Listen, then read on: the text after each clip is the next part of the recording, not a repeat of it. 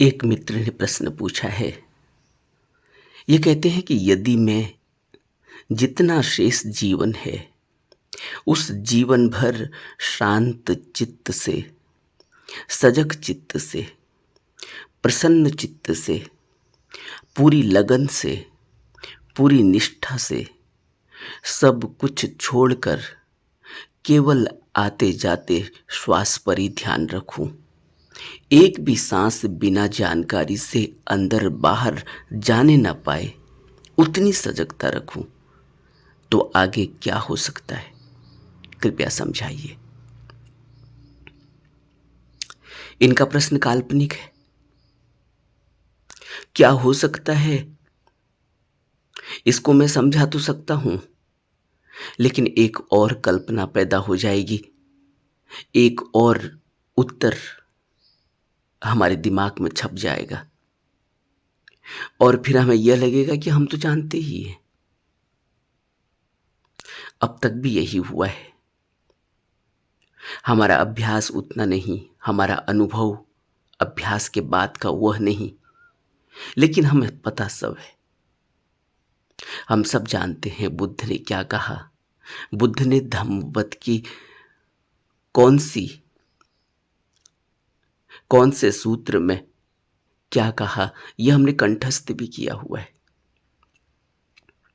कैसे मुक्ति मिलती है, कैसे भवबंधन से आज़ादी मिलती है, कैसे ध्यान लगता है, कैसे समाधि घटित होती है, कैसे सजग चित्त पैदा होता है, यह सब हमने किताबों में पढ़ा है, सब हमें पता है, लेकिन हमारा अनुभव बिल्कुल भी नहीं। इसी तरह से कल्पनाओं का एक और जाल हमने बुना है, जिसमें हम कहते हैं कि यदि शेष जीवन, उस जीवन भर, उस जीवन में, बाकी बचे शेष जीवन में शांत चित्त से, सजग चित्त से, प्रसन्न चित्त से, पूरी लगन से, पूरी निष्ठा से सब कुछ छोड़कर केवल आते जाते श्वास पर ही ध्यान रखूं। जरा सोचो, ऐसा हो सकता है? शेष जीवन में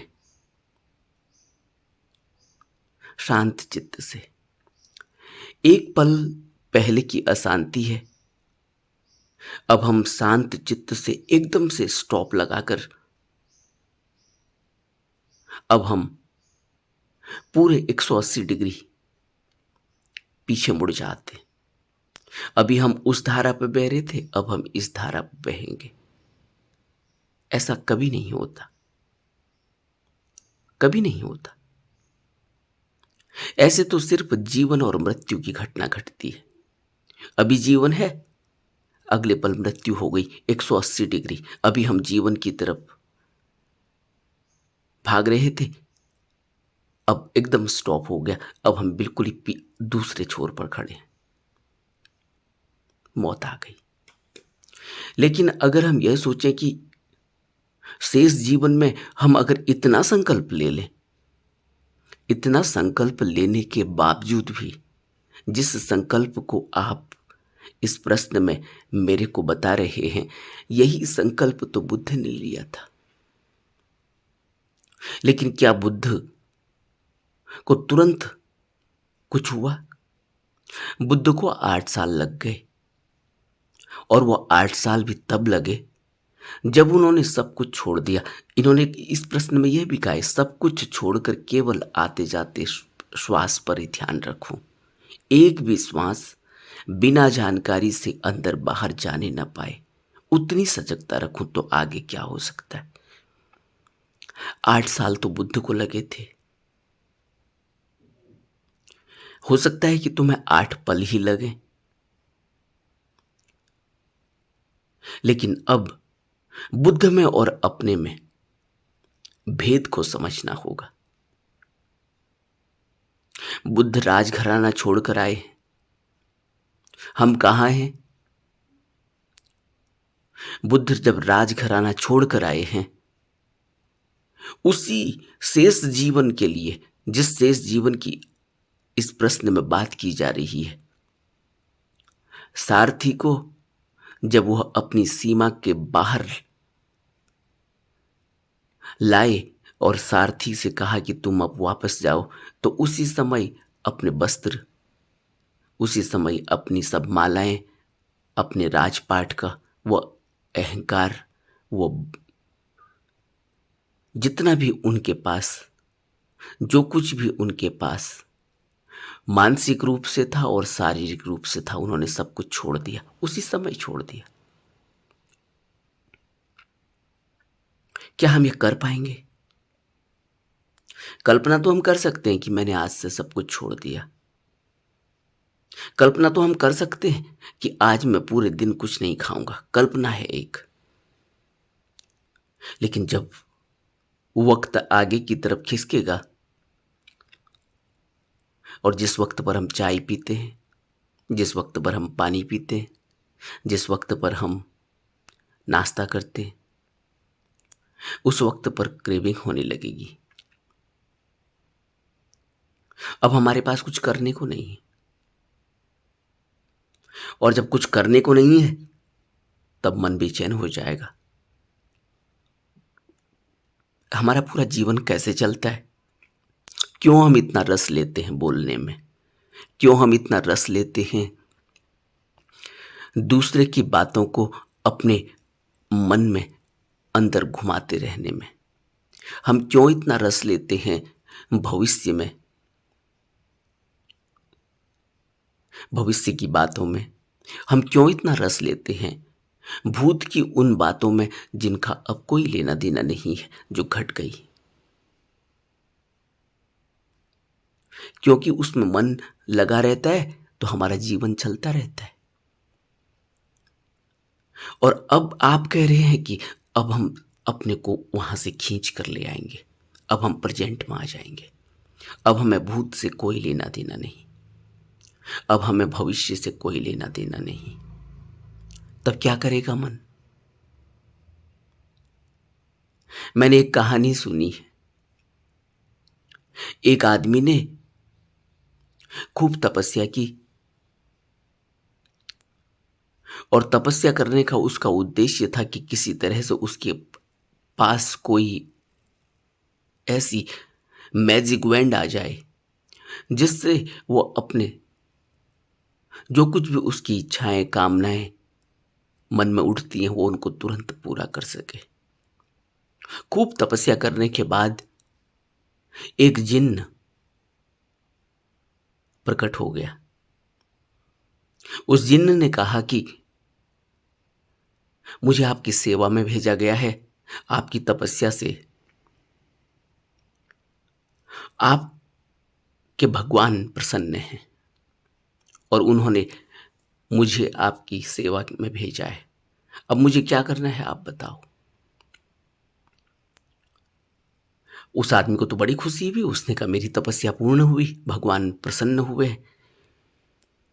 जिन्न से उसने जो कुछ भी उसके मन में उस समय आ रही थी बातें सारे उसने जिन्न को बताई। जिन्न ने तुरंत सब करके दे दी। अब जिन्न फिर बैठ गया। उसने कहा अब बताओ और, अब और क्या आए? थोड़ी देर तक तो जो कुछ भी उसके पास आता था घूमते रहती थी बातें, जो मन में तो बार बार वही चीजें घूमती हैं, जो तृष्णा, वासना, कामना, इच्छा, जो कुछ भी है वो बार बार रिपीट होती रहती है, वही प्रेजेंट माइंड में आती रहती है। वह सब कुछ उसने जिन्न को बता दी एक एक करके। जिन्न सब तुरंत करके ले आया, लो जी ये भी हो गया, ये भी हो गया, ये भी हो गया। अब उसके पास कोई दिमाग में विचार आए ही ना। जिन्न कहे कि तुम मुझे काम दो, और अगर तुम मुझे काम नहीं दोगे मैं तुम्हें ही खा जाऊंगा।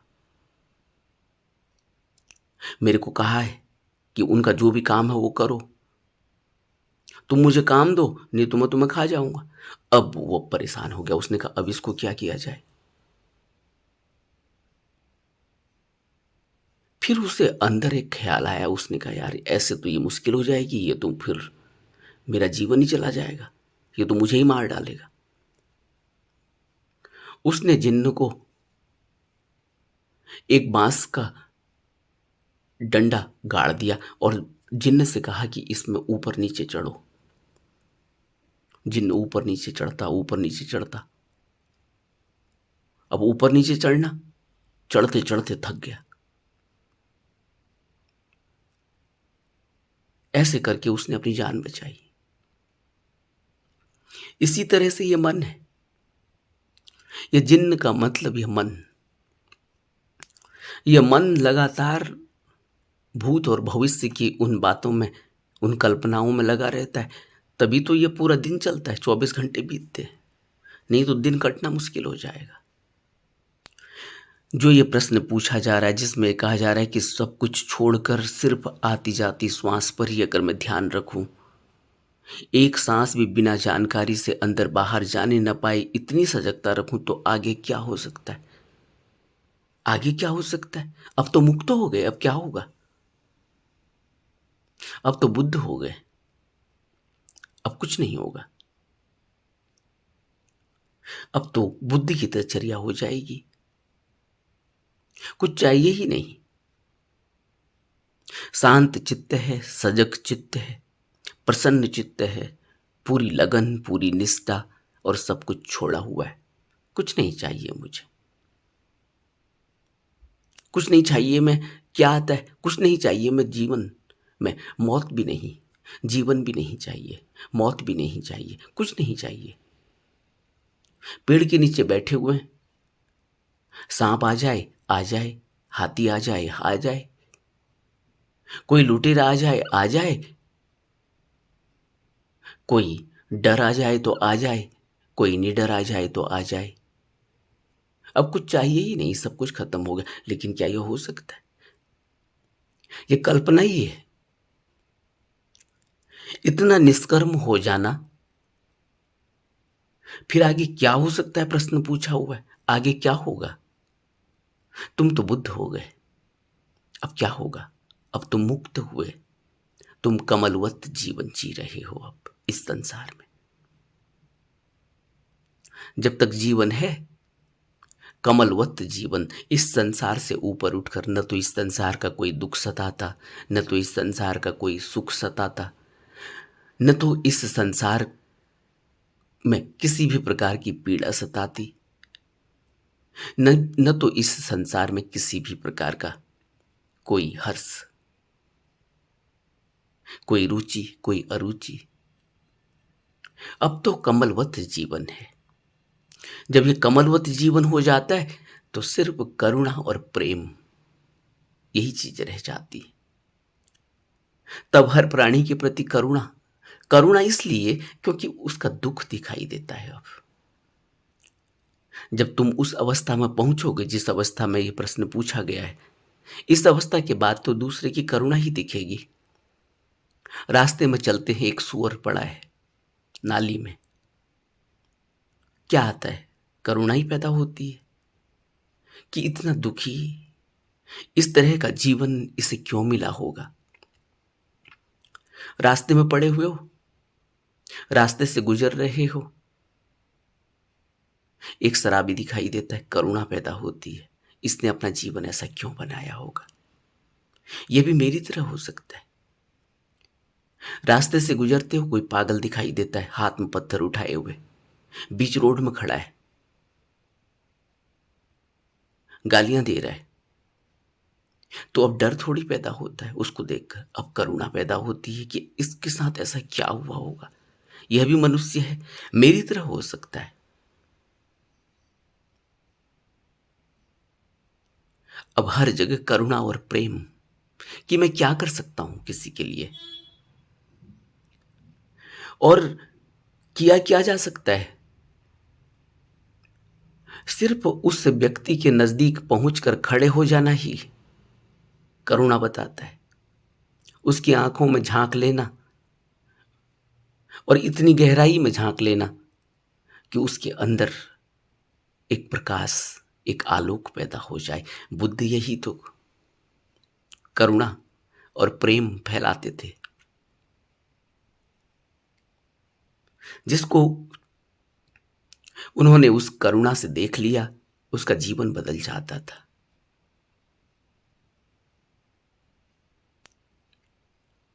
अब तुम सामान्य थोड़ी रहोगे, तुम अब बुद्ध हो गए और तुम्हारा यह बुद्धत्व, इसकी खुशबू चारों तरफ महकेगी और तुम न जाने कितने दिलों को, न जाने कितने जीवन को, न जाने कितने लोगों को, न जाने कितने प्राणियों को वो प्यार, वो दुलार, वो करुणा, वो दया दे पाओगे, जिससे उनका जीवन बदल जाएगा। जो बुद्ध शुरुआत में कहते हैं कि जिसके अंदर भी श्रद्धा पैदा होगी, विश्वास पैदा होगा, जो श्रद्धा से बुद्ध के उपदेशों को सुन पाएगा, समझ पाएगा, मनन कर पाएगा, उसके अंदर एक चिंगारी पैदा हो जाएगी। तो वह लोग जो आपके सानिध्य में आएंगे या जिन लोगों को आपने अपनी प्रेम भरी, करुणा भरी नजर से देख लिया है, उनके जीवन में आलोक पैदा हो जाएगा। और क्या होगा? तुम एक बुद्ध स्वरूप हो जाओगे, तथाता हो जाओगे, जीता जागता गुरु हो जाओगे, चलता फिरता गुरु हो जाओगे और कल्याण ही तुमसे होगा। और उस कल्याण में कोई अपना हित थोड़ी होता है, उस कल्याण में कोई अपना स्वार्थ थोड़ी होता है। बुद्धि इसी को तो कहते हैं कि तुम कुशल कर्म करो। कौन सा कुशल कर्म? यही कुशल कर्म होगा, फिर कल्याण होगा। बुद्ध कल्याण मित्र तभी तो कहते हैं कि मैं तो कल्याण मित्र हूं। कल्याण मित्र क्या होता है? उसने कल्याण करना है, उसकी करुणा, उसकी दया, उसका प्रेम इतना अथाह है क्योंकि उसको तो अपना कुछ भी नहीं चाहिए। वो तो अपने हित से परहित हो चुका है। उसको परहित, दूसरे का हित, दूसरे का भला करना है। उसका तो भला हो चुका है, उसका तो सब कुछ चला गया। इस संसार में जो संसार को बांधता है वो सब चला गया और उसको सब कुछ मिल गया। उसको क्या मिला? उसको यही मिला जो इन्होंने कहा है, शांत चित्त, सजग चित्त, प्रसन्न चित्त, पूरी लगन, पूरी निष्ठा, सब कुछ छोड़कर केवल आते जाते श्वास पर ध्यान। आते जाते श्वास यानी वर्तमान, वर्तमान का पल। उसका न तो कोई भूत है न कोई भविष्य। क्या है भूत? बुद्ध का भूत। बुद्ध का कोई भूत नहीं है। हमें लगता है कि राजा शुद्धोधन इतना परेशान हुए, हमें लगता है कि उनकी मां इतना दुखी हुई, हमें लगता है कि उनका राजपाट, परिवार, समाज, सब कुछ चला गया। लेकिन कुछ भी नहीं गया। उनका कोई भूत है ही नहीं, अब कोई पास्ट नहीं। और तुम भी यही कह रहे हो, सब कुछ छोड़कर, कोई पास्ट नहीं, कोई फ्यूचर नहीं, तो तुम इस पल में आ गए, वर्तमान में आ गए। लेकिन अगर यह सोचें कि बस एक बटन दबाया और यह हो गया, बटन दबाने से यह नहीं होता। बुद्ध को भी 8 साल लगे हैं। तब जब बुद्ध ने 180 डिग्री का टर्न लिया है, एक छोर को छोड़कर दूसरे छोर पर छलांग लगाई। लेकिन हमसे कहा कि तुम ऐसा मत करना। इतनी हठधर्मिता, इतनी तपस्या, इतना कष्ट कि कोई जरूरत ही नहीं है। यह बिना इसके भी हो सकता है। हमसे कहा कि तुम मध्य में खड़े हो जाना। और मध्य मार्ग क्या है? यही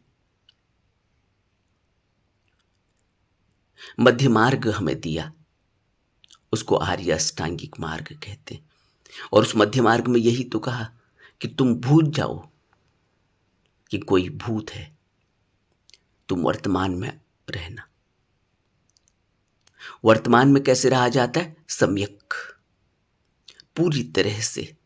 जब हम एक चित्त हो जाते हैं, सम्यक हो जाते हैं, तो वर्तमान में आ जाते हैं। और उस वर्तमान में खड़े होकर तब हम देखते हैं, उसे बुद्ध कहते हैं सम्यक दृष्टि।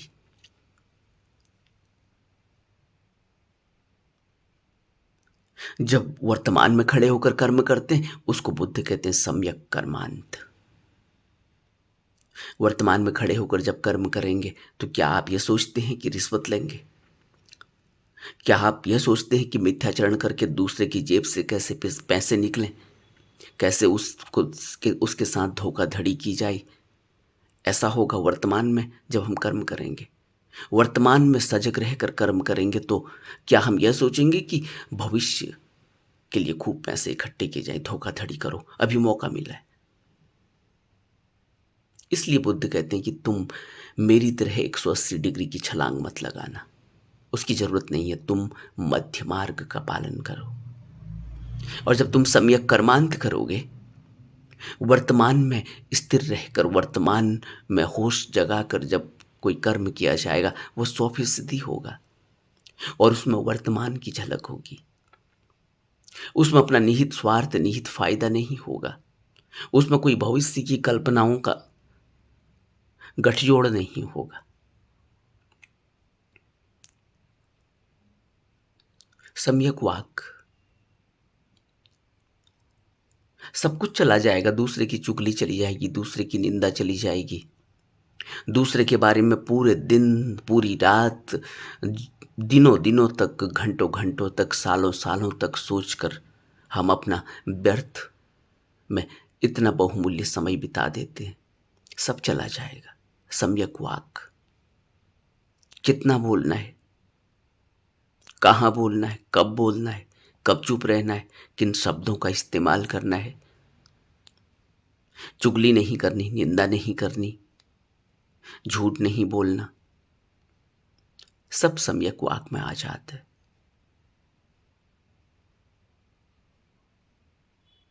कहाँ खड़े हैं हम? तो कल्पना में तो हम इस तरह के प्रश्न उठा सकते हैं, लेकिन हमारा जीवन, क्योंकि प्रश्न उठा है कि शेष जीवन में, इससे पहले का जीवन हम जो जी रहे, इस पल से पहले का पल जो हमने जिया, उस पल का संस्कार इस पल को आहत कर देगा, इस पल में समा जाएगा। यही तो होता है। पहले पल क्रोध किया था, अगले पल क्रोध होगा, झल्लाहट होगी। देखते नहीं है, पहले पल में क्रोध किया था अपने बच्चे से, अगले पल में अगर पति सामने आ जाए तो उस पर भी झल्लाहट पैदा होती। और अगले पल में प्रसन्नता, खुशी, प्यार पैदा हुआ है तो अगले पल में फिर वही प्रसन्नता के शब्द निकलते। चेहरे में खुशी, चेहरे में वो प्रसन्नता दिखाई देती है अगले पल भी, क्योंकि पहले पल में इतनी खुशी थी। देखा, पहले पल में कोई आदमी मुस्कुरा रहा हो, हंस रहा हो, अगले पल में उसी हंसी में कितना लाइट हो जाता है। तो शेष जीवन में हम ये करना चाहते हैं तो इससे पहले के जीवन को भी देखें कि वो पहले का जीवन कैसे बीता है, वो आगे आ जाता है। लेकिन अगर आज आप यहाँ पर एक कट ऑफ करना चाहते हैं, एक लाइन खींचना चाहते हैं, उसके लिए तो फिर जो प्रश्न में पूछा गया है, कहा गया है, सब कुछ छोड़कर, और सब कुछ छोड़ना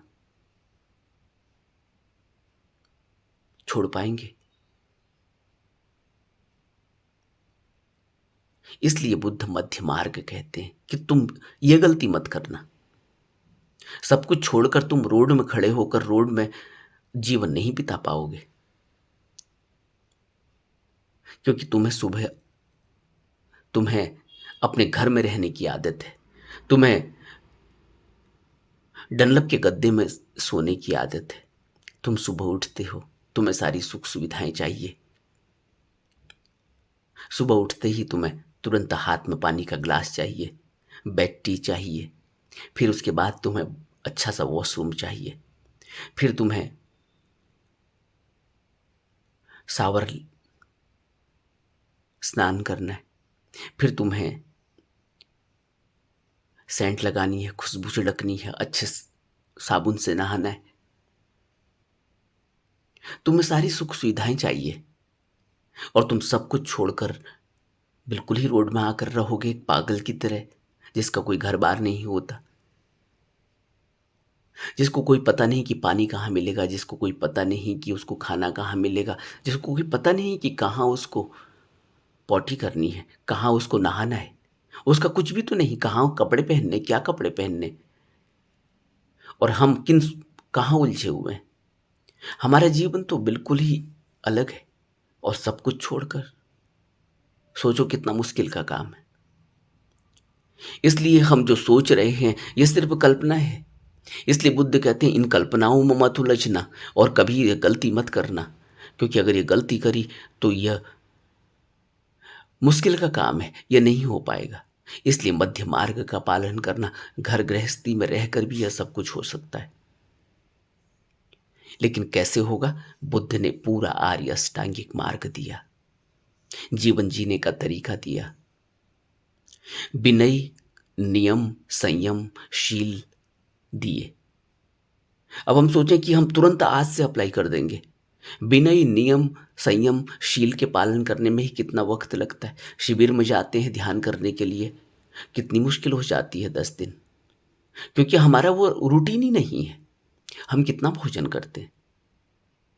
प्रश्न उठते हैं शिविर के बाद जो लोग आते हैं कि भोजन इतना कम मिलता है। शिविर से वापस आते हैं, फिर प्रश्न उठते हैं कि इस तरह का जीवन, वो तो इतना स्ट्रिक्ट है, मोबाइल नहीं ले जा सकते, बात नहीं कर सकते।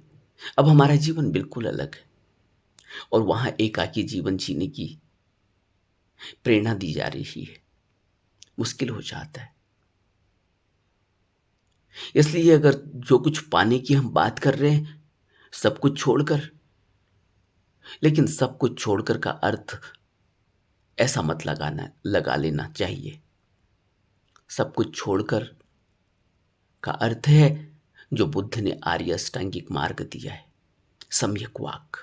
कितना बोलना है, सब कुछ छोड़कर, निंदा छोड़नी ही होगी, सब कुछ छोड़कर चुगली छोड़नी ही होगी, सब कुछ छोड़कर व्यर्थ के कटु शब्दों का इस्तेमाल नहीं करना। अब इस चैनल पर कमेंट्स देखेंगे आप, हालांकि अब तो बहुत कम हो गए, लेकिन फिर भी आदमी इतनी झल्लाहट में कुछ भी बोल देता है, कुछ भी लिख देता है। कोई जरूरत नहीं है। तुम्हें नहीं पसंद आ रहा है, कोई बात नहीं, आगे बढ़ो।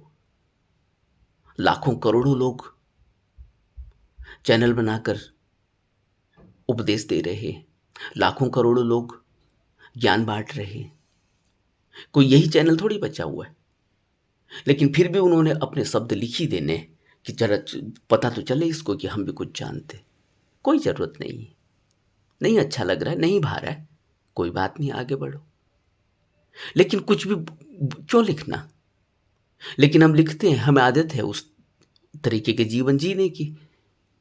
और बुद्ध हमें नियम देंगे, संयम देंगे, बुद्ध हमें आर्य अष्टांगिक मार्ग देंगे, उसमें कहेंगे कि नहीं, कोई जरूरत नहीं है, सम्यक वाक, उतना ही बोलो जितनी आवश्यकता है।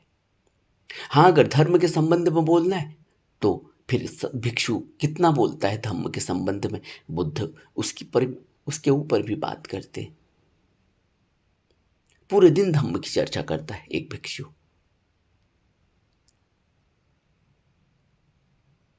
लेकिन जब धम्म की चर्चा करता है तो वो बुद्ध के बारे में कहेगा, बुद्ध के उपदेशों के बारे में कहेगा, भगवान की चर्चा करेगा, भगवान के समय की बातों को बताएगा, नियम संयम शील की बातों को बताएगा। पूरे दिन भी बात करता है, लेकिन उसमें उसका अपना क्या है? कुछ भी तो नहीं। उसने तो सिर्फ गुणगान ही करने, कोई निंदा नहीं, कोई चुगली नहीं, कोई व्यर्थ की बातें नहीं, कोई उसमें जो उसके अनुभव हैं, जो उसको आनंद मिला है, उस आनंद को वो बांटता है। तो सब कुछ छोड़कर का अर्थ है ऐसा नहीं है कि घर बार छोड़कर रास्ते में खड़े हो जाएं और फिर कहें कि अब कहाँ जाएं पॉटी करने, कहाँ जाएं नहाने। वो आदमी देख रहा है मुझे, पागल समझ रहा है, उसे पता नहीं कि मैं एक बहुत बड़ा विद्वान हूं, मैंने पीएचडी की हुई है, आज मैं इस स्थिति में खड़ा हूं क्योंकि मैं बुद्ध के रास्ते पर चल रहा हूं। नहीं, यह पागलपन है, यह बुद्ध के रास्ते पर चलना नहीं। लेकिन कल्पनाओं से कुछ नहीं मिलेगा। घर में रहकर भी बुद्ध होया जा सकता है। घर बैठे जोग कमाइए, नानक कहते हैं। गुरुदेव नानक ने कहा वही जो बुद्ध ने कहा। घर बैठे परिवार में रहते हुए अपने जीवन को साधना है, अपने जीवन में साधुता पैदा करनी है। वो घर बैठे भी हो सकती है। लेकिन अगर हम ये सोचेंगे नहीं नहीं घर बैठे नहीं होता, परिवार में रह के नहीं होता, मुश्किल तो है ही। बुद्ध कहते ही हैं कि घर में परिवार में रह के नहीं होगा, परिवार में रह के तो मुश्किल है ही। लेकिन असली बात भी यही है कि परिवार में रहते हुए जो करता है वही तो असली करने वाला है। परिवार में रह के ही करना होगा। साधुता तो अंदर पैदा करनी है, अपने अंदर में वो मानसिकता पैदा करनी है साधुता की, और फिर उसको अपने जीवन में उतारना है। उसको अपने अंदर भी उतारना है, अपने घर परिवार में भी उतारना है, उसको बाहर भी उतारना है। अपने हर क्रियाकलाप में, हर चर्या में वह साधुता घटित होनी चाहिए। और बुद्ध ने हमें जब संसार में आए, संग में रहे, लोगों के बीच में रहे, तो यह सब करके दिखाया है। एक साधारण जीवन जिया है। और बुद्ध को वापस आकर कोई साधारण जीवन जीने की जरूरत थोड़ी थी। तब भी तो कितने राजा महाराजा उनके अनुयायी थे, उनका खुद अपना इतना बड़ा राजपाट है। लेकिन फिर भी एक साधारण जीवन जीते हैं, बिहार में रहते हैं, जो मिला खा लिया, और बाकी प्रवचन है, ध्यान है, भिक्षुओं के प्रश्न उत्तर हैं। एक अलग ही आनंद है। लेकिन हम सोचते हैं कि हम महल में रहें, महल के सारे भोग भोगें, और साथ में हमारे अंदर वो साधुता आ जाए। तो वो साधुता तो ऐसे आती नहीं। उसके लिए पहले हमें उस साधुता को साधना होता है। महल में रहकर साध लें, सध जाएगी। लेकिन क्या हम महल में रहकर हम साध पाएंगे? उस भोग विलास में, उस 56 प्रकार के भोगों में, उस पर उतने अहंकार में, जहां इतने हमारे अनुयायी हैं, इतने हमारे नीचे लोग हैं, इतने हमारे दास हैं, इतने हमारे अंदर काम करने वाले। जबकि हम तो ऑफिसों में काम करते हैं, तो 2 लोग हमारे अंडर में काम करने वाले हों तो हम उन्हें किस तरह का, हमारा तो पूरा व्यक्तित्व ही बदल जाता है, बात करने की शैली बदल जाती। फिर हम कहते हैं कि यह तो मेंटेन करना होता है, यह तो एक एक इस तरह का व्यवहार करना पड़ता है, जरूरी है। लेकिन उसके परिणाम फिर क्या आते हैं कि हमारा व्यक्तित्व इस तरह का बन जाता है। इसलिए बुद्ध कहते हैं कि अब हमें जो जीवन जीना होगा, जो उन्होंने प्रश्न पूछा है, उसके लिए हमें बहुत कुछ समझना होगा, जीवन में लागू करना होगा। नमो बुद्धाय।